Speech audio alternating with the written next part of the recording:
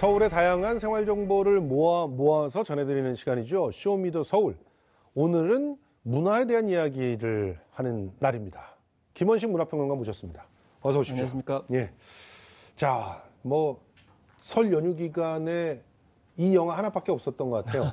극한 직업. 그렇습니다. 전부터 이 영화에 대해서 여러 가지 입소문도 많이 돌고요. 예. 실제로 하루에 거의 100만 명 이상에 육박하는 예. 그런 관객이 동원된 날도 있었습니다.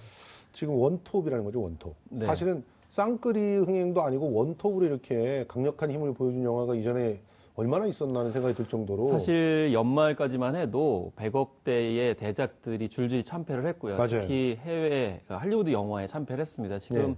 제임스 카메론 감독이 들고 예. 나온 알리타 같은 경우 지금 2위에서 예. 이 극한 직업 밀려가지고 좀 허걱허걱대고 있는데요. 예. 그런 면에서 여러 가지 문화 현상 측면에서 얘기할 거리는 분명히 많다고 생각합니다. 그렇습니다. 저는 이 영화를 딱 보고서 처음에 이거 분명히 500만 이상은 돌파할 것 같다. 네. 그 얘기하고 이제 코미디가 되는 시대가 왔구나. 네. 이게 6년 만에 성공한 코미디 영화잖아요. 그렇습니다. 사실 연말부터 해서 징조가 있었어요. 예. 예를 들면 이제 완벽한 타인이 있었고요. 그것도 예. 이제 일종의 블랙 코미디 영화였고, 그렇죠. 또 말모이 같은 경우도 약간 그 코미디죠. 재미 요소가 예. 있었어요. 예. 그래서 어쨌든 간에 손익분기점 넘었고요. 예. 또 내 안의 근원 같은 경우에도 이 예. 조폭하고 고등학생 몸이 바뀌게 되면서 예. 멋진 그런 복수, 이렇게 펼쳐졌는데 그 영화도 사실은 성공을 했고요. 예. 그 뒤에 이 영화 극한 직업까지 연타석으로 지금 코미디 영화가 계속 성공을 그렇습니다. 하고 있거든요. 그래서 왜 이렇게 연타석으로 성공하고 있냐는 문화적으로 좀 분석할 필요는 있습니다. 지금 드라마에도 코미디들이 굉장히 많아졌어요. 네. 그러니까 이제 어떻게 보면은 이 빠른 속도로 관객을 흡수하고 지금 1,400만을 돌파할 이 힘을 보여주고 있는 이 극한 직업의 흥행 비결은 어떻게 보면 우리 국민들이 원하고 있는 그 니즈를 제대로 공격을 했다. 이렇게 볼 수 있는 거 아닙니까? 그렇습니다. 사실 저는 이제 사육당한다는 표현을 이제 쓰는데요. 예. 이 멀티플렉스에 들어가가지고 그냥 대작 영화란 이유만으로 그냥 사육당하듯이 영화를 보는 경우가 많아요. 맞아요. 근데 그 기저에는 좀 재미있는 영화 없나. 특히 연말 연초에는 가족들이 주로 영화를 많이 보시거든요. 그렇죠. 그러면 연말 연초면 정말 유쾌하고 재밌게 보셔야 되는데 예. 그런 면에서 이 코미디 영화가 새삼스럽게 재발견되고 있다는 것을 정확하게 건드려졌다고 볼 수가 예. 있겠습니다. 예. 그런데 다만 그 전에 이제 코미디 영화가 주로 너무 흥행코드 조합을 해가지고요. 맞아요. 조폭 집어넣고, 맞아요. 심파 집어넣고, 맞아요. 웃겼다가 나중에 뭔가 좀 찡한 걸 올려대고, 예. 또 이제 말장난하고 이랬었거든요. 예. 그런데 이 영화를 보면 상황이 주는 웃음들이 있어요. 맞아요. 그러니까 페이소스가 있어요. 페이소스가 있어요. 예. 일단 경찰들이 굉장히 어려운 처지에서 예. 벌어지게 되는 그런 좌충우돌의 상황이 유발시켜주는 웃음이 있고요. 예. 또 자영업자들이 겪는 그런 사회적인 현실 속에서의 웃지 못할 어떤 그런 상황들이 결국엔 웃음과 연결되는 지점들, 예. 이런 것들이 말씀하신 것처럼 페이소스를 적절하게 이제 전해주면서 다른 코미디 영화에서 볼 수 없었던 측면들을 제공해 주는 거거든요. 그러니까 그런 점들이 흥행 요인이라고 볼 수 있겠죠. 이 영화를 딱 보면서 저는 이상하게 저희 아버님이 제일 먼저 떠올랐는데, 우리 아버님 같은 경우는 IT에 전혀 적응을 잘 못하고 계세요. 어머님 같은 경우는 네. 또 휴대폰으로 별의별 일을 다 하고 계시지만 아버님은 적응을 잘 못해서 이제 어쩌다 한번 전화 오면은 항상 이 스마트폰에 있는 그런 기능을 설명해 달라고 전화가 자꾸 오는 그런 상황인데, 여기 형사들을 보면 진짜 그렇거든요. 세련된 수사 기법이라든가 과학적인 수사. 그런 수사라든가 이런 건 전혀 없이 그냥 일종의 뻗치기라고 하는 뻗치기 이걸로 다 해결을 하는, 이제 쉽게 이렇게 좋게 표현하죠. 얘기하면 아날로그고, 그렇죠. 아날로그, 나쁘게 얘기하면 문화지체. 그렇죠. 문화지체가 돼 있는 사람들을 날카롭게 이제 묘사를 하고 있잖아요. 네. 그런 점서부터 시작해서 특히 이것은 갈비인가 통닭인가 자연스럽게 자동적으로 전화를 예. 받게 되면 예. 그 이제 멘트가 나오죠. 어떻게 보면 자영업자들의 서름까지도 잘 솜씨있게 버무렸다 이렇게 볼 수가 있는데, 이 왕갈비 통닭 때문에 수원의 그 통닭거리가 네. 갑자기 떴다 이런 얘기도 있더라고요. 그래서 이제 이런 현상 있잖아요. 시네셀러라고 그래가지고 예. 영화가 뜨게 되면 관련해서 이제 책이 뜨는 경우도 있는데, 그렇죠. 이걸 시네치킨이라고 불러야 되는지 모르겠습니다. 예. 근데 이곳이 사실은 제가 영화가 개봉하기 전에 가봤던 곳이에요. 예. 그런데 여기에 이제 관련해가지고 이 통닭이 과연 있느냐 이렇게 예. 했을 때는 여기에 통닭은 없고요. 그러니까 왕갈비 통닭은 수원 통닭거리는 없습니다. 예. 거기는 주로 기름에 이렇게 튀겨내는 튀겨가지고 그런 이제 통닭이죠. 실제 젊은이들이 좋아하는 정말 기름이 쩐. 예, 예. 약간 그러면서도 약간 느끼하면서도 약간 좀 강한 고소한, 예. 그런 맛을 가지고 있는 곳이기 때문에 약간 좀 차이는 있습니다만은 결과적으로 영화가 얼마나 이제 그런 것들을 자극했으면 예. 이렇게 수원으로 다 가실까라는 생각이 들 정도입니다. 실제로 영화에 나오는 그런 왕갈비 통닭은 한 셰프가 만들어냈다 그러는데 부천에서 네, 팔고 있다고 합니다. 부천에서 팔고 있습니다. 예, 뭐 실제로는 부천인데 여기는 수원이었고 이런 것들도 굉장히 재미난 그런 상황이어서 화제가 많이 되고 있는데, 자, 영화 속에서 차린 치킨집, 이 페이소스의 출발은 위장 그 잠복 근무를 하기 위해서 자기의 퇴직금까지 털어 나와서 그 치킨집을 인수했는데 네. 거기서 우연히 만든 새로운 양념의 통닭이 대박이라면서부터 딜레마가 네. 벌어지는 거잖아요. 그렇습니다. 이제 상황이 주는 웃음이죠. 네. 처음에는 이제 앞에서 이제 자동차로 잠복을 하게 되는데 네.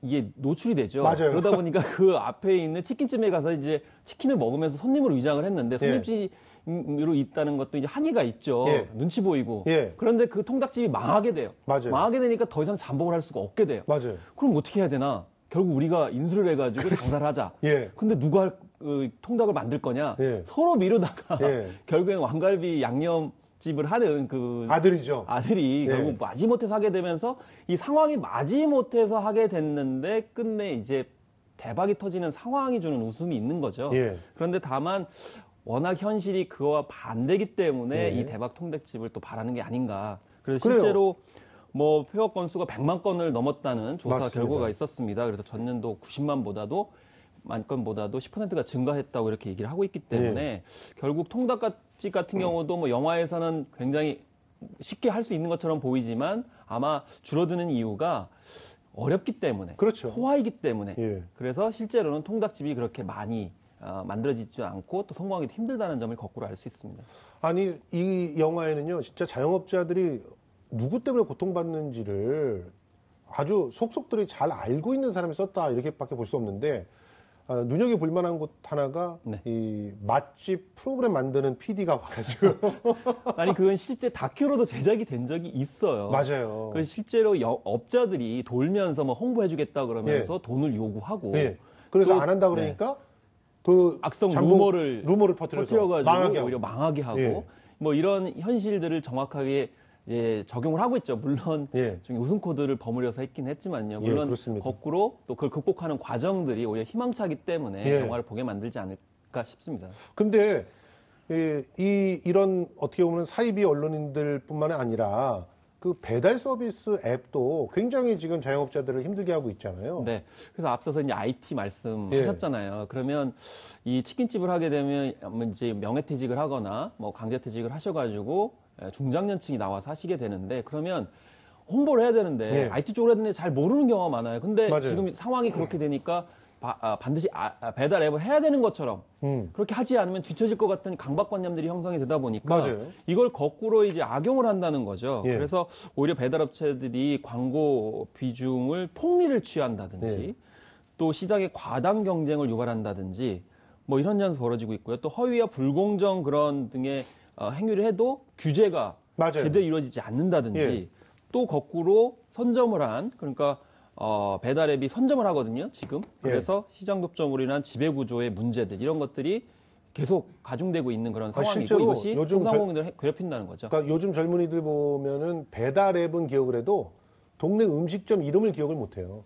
그렇습니다. 배달 앱으로 네. 들어가게 되면 쭉 다 그게 들어있기 때문에 거기 예. 선택을 하다 보니까 결국 영화의 내용처럼 그 예. 특정 집을 기억한다기보다는 배달 앱만 기억을 하는 맞아요. 그런 상황이 벌어져서 오히려 하청 기업 비슷하게 배달 앱으로 들어가게 되는 그런 상황들이 이제 벌어지고 있는 건데 예. 그런데 이게 왜 그런 배달 앱을 이용하느냐라고 이제 조사한 결과를 보면 예. 타 업체와의 어떤 경쟁 등을 생각했을 때 예. 뒤처질 것 같으니까 그렇죠. 가입을 한다라는 것이고 예. 그런 분위기를 이제 조장을 한다는 거죠.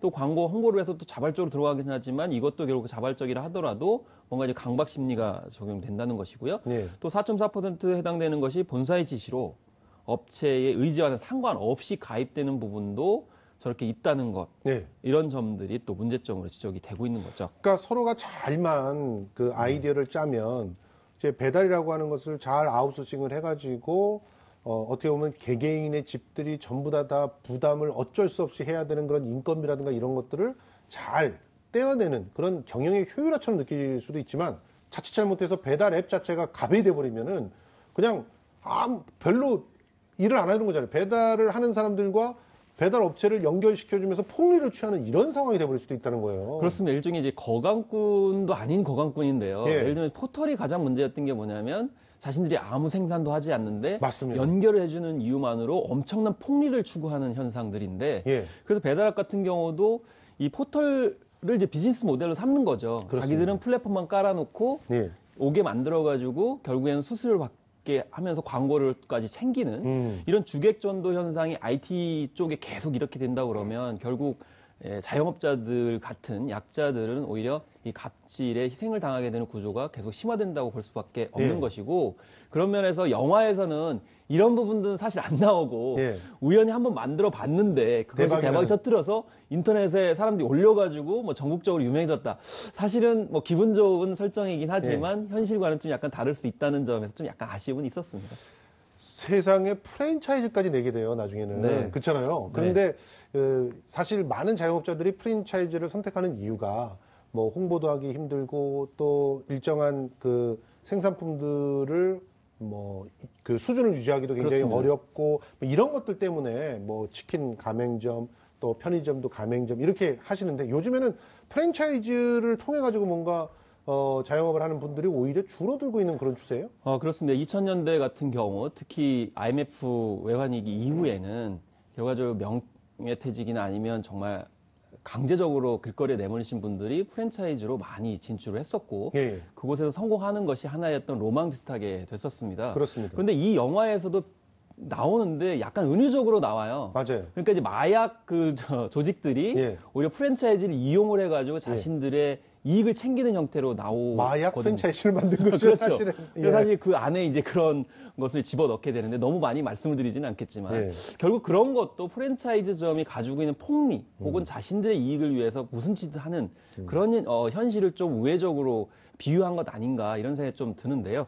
결과적으로 문제는 뭐냐면 무분별하게 출점 경쟁을 너무 많이 한다는 거죠. 맞습니다. 예를 들면 아니 여기 맞은편에 있는데 두 개를 한 구역에다가 내준다든지 그래서 예. 출혈 경쟁을 해가지고 결국 프랜차이즈 본사만 이익을 얻게 되고 또 각 이제 뭐 그 지점에 해당되는 분들 같은 경우는 결국 자신들의 노동력도 이제 건지지 못하는 그런 상황들이 악화되고 있기 때문에 예. 그런 면에서 이 극한 직업이 프랜차이즈점의 어떤 문제점도 지적을 해주고 있다고 저는 보겠습니다. 저는 그런 부분들도 인상적이었는데 뭐 제가 영화의 스포일러를 너무 많이 공개하는 것 같아가지고 이 부분에 대해서는 일단 죄송합니다. 그렇지만 뭐 1000만이 넘게 보셨기 때문에 아니, 그렇습니다. 대부분 뭐 이야기들이 많이 네. 알려져 있다고 아는데요. 보면은 그 요즘에 일부 프랜차이즈들이 그 아이돌들을 이용해서 네. 문화 마케팅을 한다면서 그 아이돌의 뭐 콘서트 티켓을 이렇게 걸고 네. 뭐 치킨을 몇 마리 사면 혹은 피자를 몇 판 사면 응모를 할 수 있는 기회를 주겠다 뭐 이런단 말이에요. 저도 본 적 있습니다. 이러다 보니까 이제 10대들 같은 경우는 그 치킨이나 이런 것들을 마구 사가지고 먹지도 않고 버리고 막 이런 일들이 벌어졌었단 말이에요 한때. 네. 그걸 은유하는 듯한 모습들도 그 장면 그 영화에 담겨 있어요. 담겨 있습니다. 예. 왜냐하면 이제 배달을 시키게 되면 그거를 먹지도 않고 예. 그대로 다 버리죠. 예. 왜냐하면 그 안에 그 있는 다른 안에 것만 있는 취하는. 다른 것이 목적이기 때문이죠. 예. 그렇기 때문에 사실 옛말에 뭐 어르신들이 그런 말씀하잖아요. 먹는 거 가지고 장난치는 거 맞습니다. 그래서 이 먹는 거는 결국에는 생명이기도 하고 예. 또 소상공인들 입장에서는 생계가 달린 문제이기 때문에 그리고 그들은 네. 얼마나 피땀 흘려서 그거를 생산해냅니까? 그리고 그렇습니다. 그 정성으로 빚은 건데 그것을 존중해주는 마음들이 소비자한테 있어야 되지 않나 이런 네. 생각도 해보거든요. 그래서 치킨 보면서 또 그런 생각도 들었습니다. 그 여성분들이 예. 폐암에 많이 걸리는 이유가 예. 그 조리 시설을 맞아요. 활용을 해가지고 식당에 근무하시는 분들이 주로 예. 흡입을 하면서 폐암이 예. 많이 발생하거든요. 예, 예. 사실 통닭도 그 열악한 조건에서 정말 기름과 예. 여러 가지 연료를 통해 가지고 여러 가지 상황이 안 좋은 곳에서 많이 튀기시는 거거든요. 예. 이제 그런 면에서 생각을 했을 때 정말 치킨집은 저는 극한 직업이다. 거꾸로 이 현실에서 프랜차이즈 어떤 착취라든지 또 배달앱의 어떤 갑질 이런 것들이 빨리 시정이 돼야 되지 않겠는가 거꾸로 생각을 해보게 됩니다. 그래야 네. 오히려 소상공인들이 더욱더 이제 자리를 잡고 또 덜 착취당하면서 활동할 수 있지 않을까 이런 생각도 해봅니다. 그래서 극한 직업이라고 하는 이 제목이 사실은 그 형사들이 극한 직업인 것처럼 가지만 네. 자영업자들도 굉장히 극한 직업이겠다. 네. 특히나 맛집이 되어버린 그런 집들. 그래서 막 많은 사람들이 줄을 서고 뭐 쉴 새 없이 막 어떤 상품을 만들어내는 그런 맛집도 극한 직업이겠다. 이런 생각을 하게끔 하더라고요. 그래서 앞서서 이제 몇 가지 말씀을 하셨는데 이게 맛집이 안 돼도 극한 직업이고요. 맞아요. 맛집이 돼도 극한 직업이에요. 직업인 거죠. 자영업은. 아까 뭐 예. 일종의 어떤 거가꾼들이 와가지고 뭐 광고 내주겠다 뭐 이런 요구하는 어떤 그런 측면도 있었고 또 프랜차이즈로 만들어주겠다라고 하면서 중간에 또 여러 가지 예. 사기 행각을 벌이는 경우도 그렇죠. 많이 있고요. 또 악플 달리는 블랙 슈머 현상도 많이 있기 때문에 예. 성공 못해도 힘들고 예. 성공해도 성공해도 힘든 어떤 소상공인들의 현실들에 관련된 예. 여러 가지 뭐 제도적인 어떤 지원 이런 것들도 국가 정책적으로 좀 여러 가지 필요하겠죠. 자, 그럼 마지막으로 오늘의 주제와 관련되는 콘텐츠 소개해 주시죠. 사실 처음에 시작할 때 웃음이 시작이었습니다. 맞습니다. 지금 전 국민들이 원하는 거는 정말 속 시원하게 웃을 수 있는 그런 콘텐츠가 필요하다는 것인데요. 네. 그런데 지금 현재 뭐 여러 가지 학문적으로 인지 심리학적으로 웃음의 어떤 원리들을 파고드는 경우가 많이 있어요. 맞아요. 근데 뭐 고전적인 이야기이긴 하지만 정말 웃음을 가지려면 사회적인 어떤 의미에다가 네. 마음의 어떤 공감이 있을 수 있는 네. 그런 내용들이 많이 컨텐츠에 적용이 됐으면 좋겠다. 예. 그것을 통해서 우리가 힘을 얻었으면 좋겠다. 그래서 앙리 베르그송의 웃음이라는 책을 한번 이렇게 선정을 해봤습니다. 네. 뭐 사실 웃음이 사라져버리면 인간이 아니다라는 얘기도 있거든요. 맞습니다. 인간만이 웃음을 인간만이 그렇게 웃을 수가 있죠. 그런 측면에서 많이 웃으시는 그런 매일매일이 되셨으면 좋겠습니다. 지금까지 김원식 문화평론가와 얘기 나눠봤습니다. 고맙습니다. 네, 감사합니다.